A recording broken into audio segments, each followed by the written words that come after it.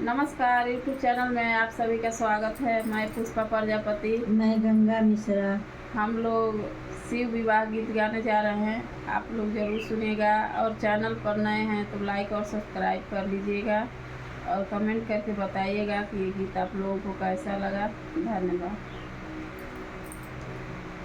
फूल लोड़े गईली गौरा बाबा फूलवारिया हो। फूल लोड़े गईली गौरा बाबा फूलवारिया। फूल लोड़े गईली गौरा बाबा फूलवारिया हो। फूल लोड़े गईली गौरा बाबा फूलवारिया। लोढ़ेली भांगिया धतूर। लोड़ेली भांगिया धतूर। लोढ़ेली भांगिया धतूर। लोड़ेली भांगिया धतूर। बसहा चढ़ल अइल तपसी भिखारी हो।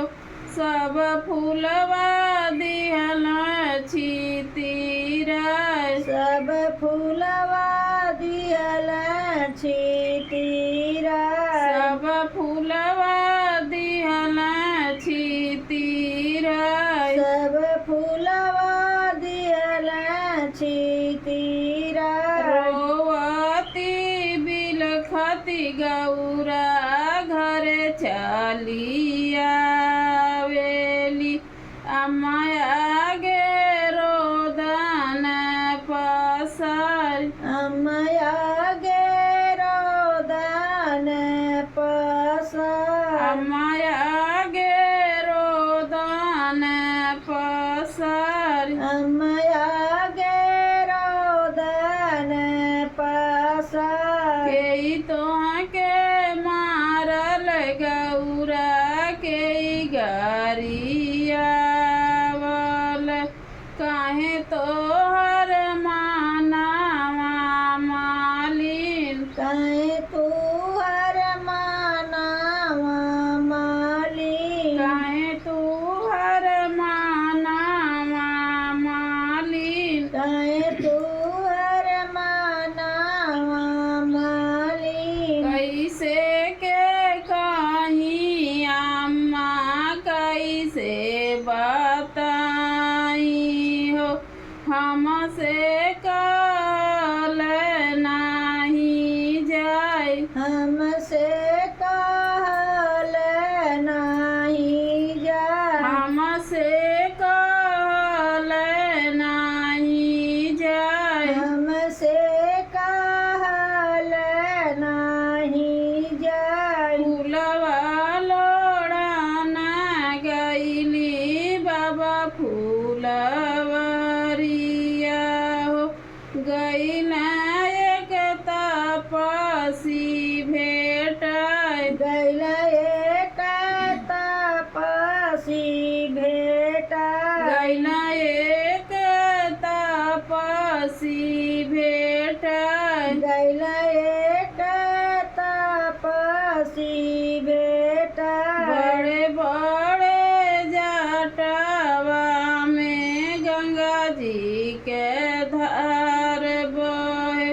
गले बीच लहरेला सांप। गले बीच लहरेला सांप। गले बीच लहरेला सांप। गले बीच लहरेला सांप। भस्मी भभूति अंग अंग लिपटावल।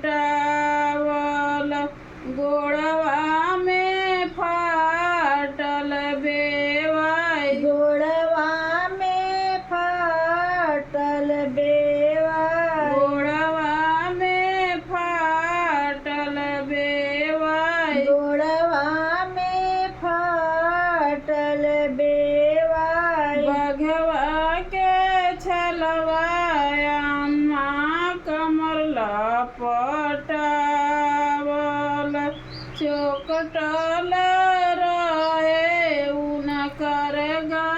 चौकटल रहे उनकर गाल चौकटल रहे उनकर गाल चौकटल रहे उनकर गाल उहे जे जोगी अम्मा फूल छितिराई दिहल बाह मोर दिहल मारोड़ मोर दिहल मारो बाह मोर दिहल मारोड़ मोर दिहल मारो जरिए गईल गौरा तोहर बुधिया हो अकिल